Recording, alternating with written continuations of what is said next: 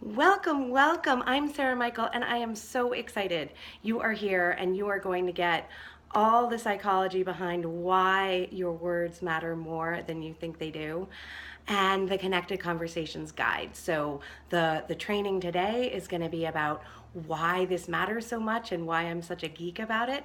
And then the Connected Conversations Guide will illustrate how to have a conversation either in person or online that helps folks understand what you do in a way that you want them to understand it in a very specific, precise way. Before I jump into all of that, just a little about me. I am the founder of Sparkling Results. I am the creator of Project You, which is a video confidence course that is amazing in how quickly, in 21 days, it gets you into your body and out of your head and really sharing of your gifts and your wisdom in a confident, grounded way that just connects immediately and helps with business overall. So where I came from 15 plus years of marketing, branding, writing, communications, all of that stuff. Spent about 8 years in finance, specifically bankruptcies. So I have a very practical sense of what it takes for businesses to succeed and what contributes for them to be in distress or failure, which is what I was working in. And I started my business about 5 years ago, a little less, and it's really been quite a journey, learning a ton, unlearning a ton, learning to do it in a way that really felt good to me, and learning that I'm not like some of the training I received. I think y'all may resonate with that. I think there's a lot of us out there like that. And really, my goal and what separates me and differentiates me from the rest of the messaging, marketing, mindset coaches out there is my focus on A, bringing the you of you out. I have a friend who calls Project You the you of you. So bringing your unique qualities, the part of you that can't be duplicated ever, ever, ever. And how do we articulate that? And how do we use that to differentiate you, position you, so you're not sounding like anyone else? And the other component that makes me different is I'm really focused on the inner and the outer. It's gotta be that inner stuff where we're coming across with authentic confidence, not some sort of contorted or half there confidence or what I call a proving energy. And that's when we come across and we're trying to prove something. And that doesn't resonate so well. It may get you some results, but you're not connecting. Back to the Connected Conversations, you're not connecting with your audience in the same sort of heart to heart space you would be if you were in your body and really grounded in what you know and not so worried about what you don't know. So let's talk about the psychologies of words. Let's talk about, I'm finding my good notes. Yes, so I wanted to make sure that I got some key points in. We're gonna go about 10 minutes. I don't want this to be a big deal for y'all. So when you're out there talking about what you do, online, off, you have to use precise words. It is not the time to flow and just say what pops to mind. There's a place for that, but not at first. Got to use precise words that have basically the same meaning to about 85% of people. And I'll talk about that in a little minute. Now, if you use words that jump ahead, get ahead of their understanding of you, if you use words that cause their mind to go off in what I call a brain silo, it's a part of the neural pathways. I'll dig deeper into that too. But if the brain goes sideways and starts thinking about this thing because the word you used associated to them something, over here, you've lost them. They're listening, totally gone. They're mulling that over. They may make assumptions about what you do that are totally wrong or mostly wrong. That's not good either. That's why so precise, really getting into the nuances of your word choice. I have an English degree, and it's funny because one of the reasons I'm very good at the work I do here today is I spent 4 years taking, 7 or 8 years and making it into those one or two perfect encapsulations, perfect words. I was queen of the thesaurus. And what that gave me was then the ability to do the reverse, which is what I'm often doing in my business, which is taking those abstract, encapsulated words that my clients bring and unpacking them, finding those 7 or 8 words that abstract word, that encapsulated word means. What is encapsulation, guys, if not a conceptual framework around something? It's not as precise. So first tip, want to stay away from those abstract words at the very beginning. That's the connected conversations. It's 3 layers. So this is that very beginning, that first layer. Yes, so we've got to paint that picture so carefully with those words. We got to avoid industry jargon, any words that mean something to us but don't mean anything to other people or don't mean enough. Words in the coaching and the healing industry like transformed, like empowered, like stuck. And I know a lot of y'all may be using those words and going, oh no, what do I do? There's a way. We can find the words. You can find the words inside of those encapsulated words.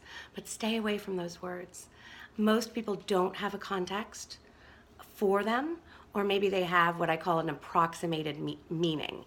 We learn a lot about words and their definition and our vocabulary from listening to conversation, from reading, and we infer and we approximate meaning from context. So maybe they, or they may have a negative connotation about it. My favorite example is my wacky ex-wife had a life coach. Don't call yourself a life coach. That's another one. So good or bad, whether or not they should be or shouldn't be, these things are popping into their head. So the more you pay attention to which words you're choosing, specific words that cause an image, that paint that picture, that cause an image in their head to be painted, that you want to be painted. This is a very controlled, I call it a very tight layer, this first layer of connected conversations, because we want to make sure that 85% of the people basically see the same picture, basically have the same picture pop into their head. And that can be done, I promise you. The way I figure it, there's some words that mean too many things to too many people and render those words meaningless. And then there are the words that 85% of people are going to hear and see in the same manner. That's that picture, that image. Now, the brain psychology there are these things, I mentioned them before, the neural pathways. So we have these neural pathways in our brain, and they're very efficient, and they carry information really fast, like zoom, zoom, zoom. And it makes the brain such a powerful processor, like a computer. And as we learn the approximated meanings of things, as we form assumptions and judgments based on contexts and inferences and subtexts to words, we create these neural pathways that take a word and go zang right down that neural pathway and put it in what I've called for a while brain silos. I'm not sure the brain science around that, but I call them brain silos. Because if I watch, when I hear certain words or certain combinations of words, the neural pathway takes that word and it drops it down at this silo. And that's where the misperceptions and the misunderstandings of your work can come from. Because when it drops it into that brain silo, I've now contextualized you. I've now put you in a box, essentially. I know none of us wants to be put in a box, but essentially that's what happens. Now, if we're careful, and we use concrete words. They're usually short words. That's a good tip. They're short words. They're direct words. These are the words that come out of your mouth when you're not trying to put your marketing hat on. I call it marketing speak. When the minute we go to market, all of us, whether or not you have a marketing background, a writing background, I have found it doesn't matter. That actually surprised me, that I thought marketing and writing, that was kind of my problem, so to speak. No, everyone falls into this marketing speak. But if you listen or have a girlfriend tape you when you're just talking about what you do, there's phrasing in there that so nails exactly what you do in a way that others can get immediately. And because those words came out of you, they're going to feel good to you. And that's what it's all about, finding the words that others are going to get that are going to feel good to you to say, because we got to have this stuff feeling good. So I'm just doing a quick thing with my notes, and my notes are a little jumbled now that I see it. So as you'll see in the Connected Conversations outline, the first thing, this first layer, using those specific concrete words, is going to be who you work with and what they need help with, their pain or what they desire, and then what they get, your benefits. Now, these aren't features. Features are the length of time. Features are your modality, your modalities, your training, your credentials, et cetera, et cetera. Those are your ancillary things. And those actually come in layer 3 of the Connected Conversation.